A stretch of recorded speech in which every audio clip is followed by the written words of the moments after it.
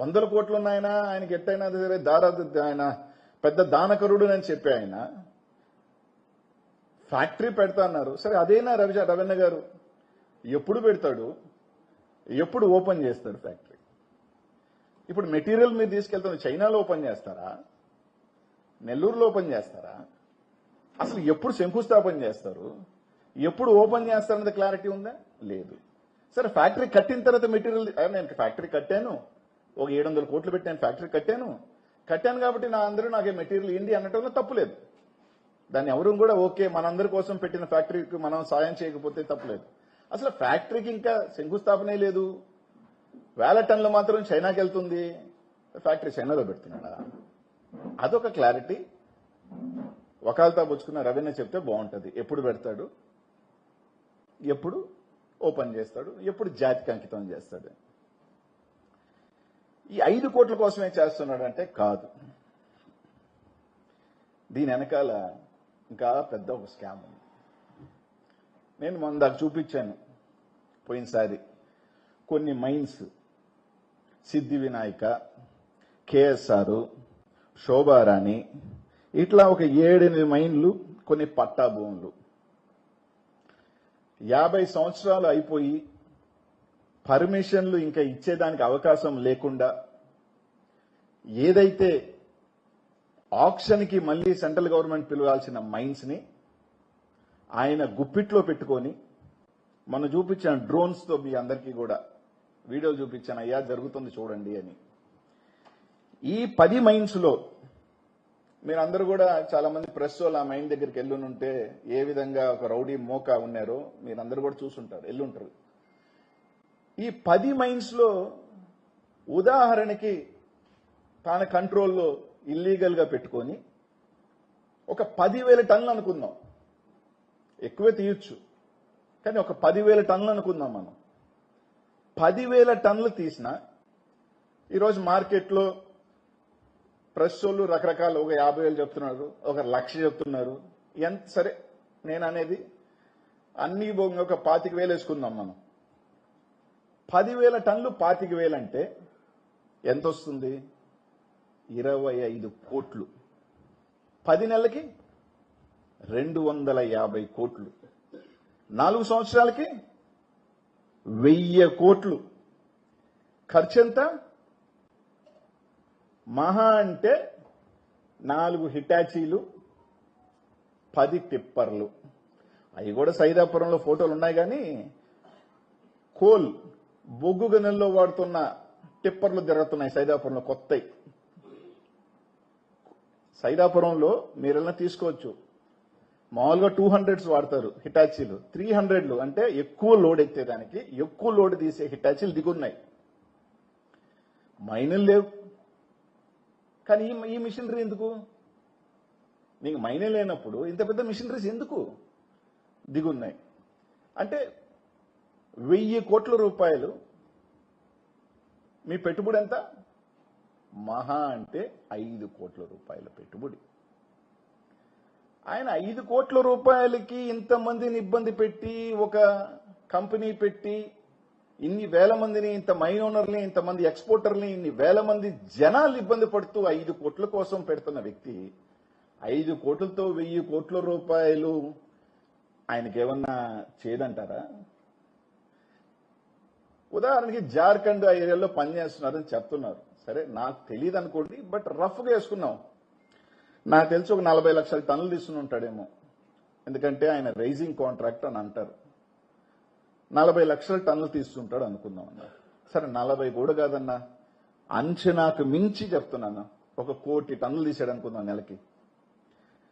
మహా అంటే ఒక 20 రూపాయల ఆదాయం వస్తుంది. దట్ ఈస్ మ్యాక్సిమం, అంతకన్నా ఎక్కువ రాదు. ఎంత? 20 కోట్లు. దానికి పెట్టుబడి ఎంత? కనీసం ఒక 400 కోట్ల రూపాయల మిషనరీ నువ్వు అక్కడ డంప్ చేసి ఒక 1000 మంది రాత్రింబొగులు పనిచేస్తే ఆ ఆదాయం అప్పుడు వస్తుంది. ఇక్కడ కేవలం ఒక 5 కోట్ల రూపాయలతో. సరే ఎన్ని నేను చెప్పింది అబద్ధమే అనుకుందాం. అనిల్ కుమార్ యాదవ్ ఒక వేస్లెస్ అలిగేషన్ తీసుకొచ్చాడు, ఈ మైన్స్ అన్ని ఆయనకి సంబంధించినవి కాదు, ఆయనకి సంబంధమే లేదు, ఆయనకి దీంట్లో ప్రమేయమే లేదు, ఆయన సత్యహరిశ్చంద్రుడు, ఆయన ఉత్తముడు, అనిల్ కుమార్ యాదవ్ ఒక వేస్లెస్ అలిగేషన్సే చేస్తున్నాడు అని కూడా అనుకుందాం. నేను ఆయన ఎంపీ గారుగా ఉన్నారు, ఆయన వకాలతా పుచ్చుకున్న రవిచంద్ర గారు ఎమ్మెల్సీగా ఉన్నారు. అన్న ఇవన్నీ 50 సంవత్సరాలు దాటిన మైన్స్ గవర్నమెంట్ హ్యాండ్ ఓవర్ చేసుకోవాల్సిన భూములు. మీరు అనుకుంటే వారం రోజుల లోపల దానికి సర్వే కట్టి ఆ భూముల్లో ఇది గవర్నమెంట్ ల్యాండ్ అని చెప్పి మీరు బోర్డు పెట్టచ్చు. మీ కాదు, ఆయనకి ప్రమేయం లేదు, సిద్ధి వినాయక్ అయితే గవర్నమెంట్కి హ్యాండ్ ఓవర్ చేసి లెటర్ కూడా ఇచ్చేశారు. మీ కాదు, ఈ భూములు మాకు సంబంధం లేదు అనుకుంటే ఇంకొక 2 వారాలు టైం తీసుకొనైనా అక్కడ బోర్డు పెట్టించండి. సుప్రీంకోర్టు మన శుక్రవారం ఒక ఆర్డర్ ఇచ్చింది. పాపం ఏ భూముల్లో అయినా ఇల్లీగల్ జరిగి ఉంటే మైన్ పర్మిషన్ ఎన్విరాన్మెంటల్ ఈసీ లేకుండా ఏ రకమైన ఇల్లీగల్ మైనింగ్ జరుగుంటే వాటికి ఇంక ఎప్పుడుకి పర్మిషన్ ఇవ్వరాదు మైన్లకి. అది పట్టా భూమైనా సరే పాతమైనా సరే. నిన్న శుక్రవారం సుప్రీంకోర్టు ఒక డైరెక్షన్ ఇచ్చింది. 50 years అయిపోయినాయి, ఈసీలు లేవు, ఏమీ లేవు, ఫైన్లు వేస్తున్నారు, అన్ని వేస్తున్నారు. ఆ బొమ్మలు కలెక్టర్ గారికి ఒక్క మాట ఫోన్ కొట్టి డీడీని గారిని పిలిచి అవన్నీ ఎన్ఓసి తీసుకుని బోర్డు పెట్టేయండి. రైట్, మీ కాదని నేను ఒప్పుకుంటా.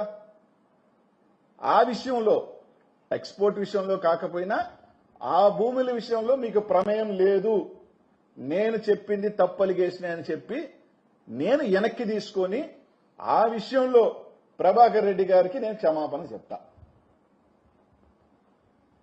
మీరు బోర్డు పెట్టించండి, గవర్నమెంట్ హ్యాండ్ ఓవర్ చేసుకోండి. మీకు సంబంధం లేదు, మీ చిత్తశుద్ధి ఉంటే. లేని పక్షంలో ఇంకొకటి కూడా చెప్తా. ఒక పక్క చంద్రబాబు నాయుడు నాకు సంక్షేమ పథకాలకి డబ్బులు లేవు అంటున్నాడు.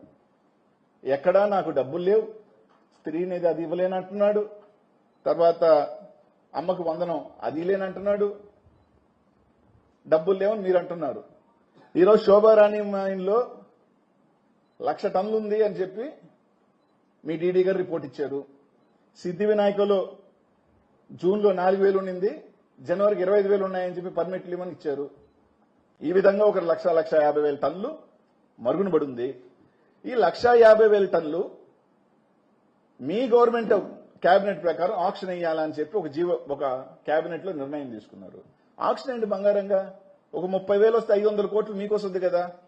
500 కోట్లు మీరు తీసుకుంటారా, లేకపోతే 500 కోట్లు ఇంకో ఎవరో జోబీలోకి పంపిస్తారా? అది కూడా క్లారిటీ. ఇదిగో ఇవన్నీ మేము తీసుకుంటాం, మేము ఆక్షన్ వేస్తాం, మాది చిత్తశుద్ధి ప్రభుత్వం అని చెప్పండి. అవి వదిలేసి ఆయన కంపెనీ పెట్టకూడదా? కంపెనీ పెట్టొద్దని చెప్పలా, అడుగుతున్నాం. ఎప్పుడు శంకుస్థాపన చేస్తున్నారు, ఎప్పుడు జాతికి అంకితం చేస్తున్నారు? కంపెనీ చైనాలోనా, కంపెనీ ఇండియాలోనా, లేకపోతే నెల్లూరులోనా? ఒకటి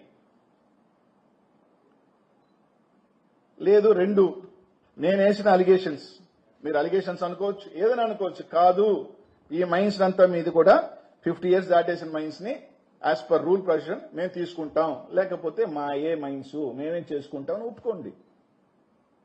2, మూడోది ఒక మాట చెప్పారు, వాళ్ళ నాయన కాలం నుంచి మైనింగ్ లో ఉన్నారని. రవణ పాపం ఏం దీంట్లో చెప్పాడో నాకు తెలియదు, కానీ నెల్లూరు జిల్లాలో చాలా మంది ఏమనుకుంటున్నారంటే ఇలాగే సంపాదించాడు ఆ డబ్బులంతా అని అనుమానం వస్తుంది. రవణ అట్లాంటివి చెప్పమాక, ఇలాగే 1,000 కోట్లు ఏమన్నా సమకూర్చారని అనుమానం వస్తుంది. డబ్బున్న వాళ్ళందరూ మంచోళ్ళు, డబ్బున్న వాళ్ళందరూ గొప్పోళ్ళు, డబ్బున్న వాళ్ళంతా పతితులు, డబ్బు లేనోళ్ళు ఎదవలు, డబ్బు లేని వాళ్ళకి ఆ డబ్బు ఆశ ఉంటుందని ఆ భ్రమని దయచేసి తొలగించుకోండి. విఠల్ మాల్యా మీ అందరికి కూడా తెలుసుంటుంది. బెంగళూరులో ఒక రోడ్డు ఉంది ఆయన మీద. ఆయన కొడుకు విజయ్ మాల్యా. దొరికేదాకా విజయ్ మాల్యా కూడా మంచోడే, దొరికేదాకా రాజ్యసభ సభ్యుడే. దొరికిన తర్వాత విజయ్ మాల్యా లండన్లో తేలేడు. హర్షద్ మెహతా 90s లో 3,000 crores, ఈ రోజు 2-3 లక్షల కోట్లు. దొరికిన తర్వాత హర్షద్ మెహతా స్కామ్స్టర్ అయ్యాడు. నీరవ్ మోడీ దొరికేదాకా కూడా గుజరాత్లో నీరవ్ మోడీ చాలా పెద్ద మనిషే, దొరికిన తర్వాతే లండన్లో తేలేడు. ఇట్లాంటి సంఘటనలు చాలా ఉన్నాయి చెప్పుకుంటూ పోతే. అందుకని దొరికేదాకా దొంగ దొర సామెత ఉంది. దొరికేదాకా దొర, దొరికిన తర్వాత దొంగ అనేది ఒక సామెత ఉంది. అట్లా డబ్బున్న వాళ్ళంతా చాలా మంచోళ్ళు, వాళ్ళంతా ఏం చేయరు. ఇవన్నీ ఏందైతే వదిలేయండి ఆ మైండ్లు. ఎవరి పాటికి వాళ్ళు ఎక్స్పోర్ట్ చేసుకొని ఎవరి పాటికి స్వేచ్ఛనిచ్చుకో. ఎందుకు ఆపుతున్నారు? సైదాపురంకి నేను కాదు, మీరు అందరూ వెళ్ళండి. ఎడారైపోయినట్టుందా లేదో చూసుకోండి. నిజంగా ఎంతమంది గోస్ట్ ఇది, ఎంతమంది ఆర్తనాదం.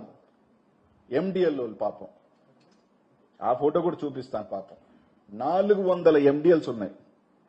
అందరూ ₹1,00,000 కట్టుకున్న వాళ్ళు. మీరు ఓపెన్ చేసినవన్నీ 30. ఆ 30 కూడా ఎవరి 20 మంది ఫైన్లు ఉన్న వాళ్ళే. 400 ఎండిఎల్స్ చిన్నోళ్ళు, ఏదో మైండ్లో నుంచి తోలుకొని బతికే వాళ్ళు. వాళ్ళ కడుపు కూడా కట్టాలా? వాళ్ళ మీద ఓ 1,00,000 2 లక్షలు ఫైన్లు వేశారు. అది కూడా కొలతలు లేకుండానో లేకపోతే ఫైన్లు వేశారు. ఏదో నామినల్ గా కట్టుకొని కోట్లున్నోళ్ళని వదిలేసి, కోట్లున్నోళ్ళని మాత్రం వదిలేసి మైనింగ్ చేయిస్తూ 400 మంది.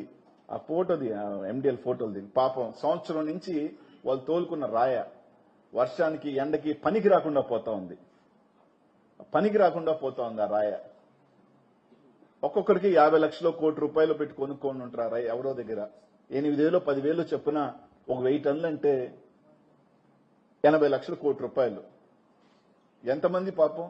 300 మంది. వాళ్ళందరినీ పిలిపించుకొని ఏదో ఫైన్లు ఉన్నాయి కట్టేయించుకొని వాళ్ళ పాటికి వాళ్ళు వదిలేస్తే ఆ 200 300 మంది బాగుపడతారుగా? లే.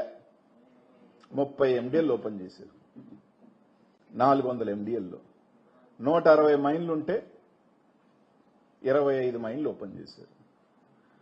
ఏదన్నా చెప్తే అనిల్ కుమార్ యాదవ్ ఏదో పాత, ఆయనకి నాకు పాతే ఉండొచ్చయ్యా, ఆయనకి నాకు పాతే ఉండి కూడా ఉండొచ్చు. ఉన్నంత మాత్రాన ఇవన్నీ నేను చెప్పకూడదా? అంటే డబ్బులున్నోళ్ళు కాబట్టి వాళ్ళ మీద ఎవరు ఏం మాట్లాడకూడదా? వాళ్ళందరూ కూడా పెద్ద మనుషులు అయిపోతారా? ఒకటే నేను అడుగుతున్నా రవిచంద్ర గారిని. ఈరోజు నెల్లూరు జిల్లాలో ఏదో వేగ్గానో నేను కేవలం కొన్ని వేల మంది ఇబ్బంది పడుతున్నారు. నేను ప్రెస్ మీట్ పెట్టిన తర్వాత కొంతమందిని పిలిపించుకున్నారు, మాట్లాడుకున్నారు. అదేందో నాకు తెలియక అడుగుతా. ఈ మైనోళ్ళంట వీళ్ళ కంపెనీకి చేయాలంట.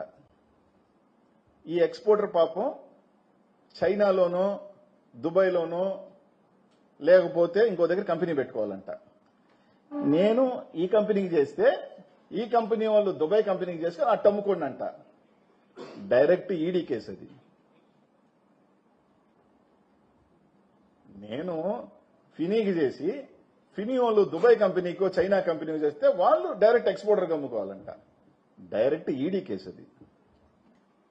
నేను కాదు, మీరెవరైనా ఒక మైన్ అవతారం ఎత్తుకొని పోండి. నేను చెప్పిన దాంట్లో ఒక్కటైనా అక్షరం తప్పైనా నేను క్షమాపణ చెప్తా.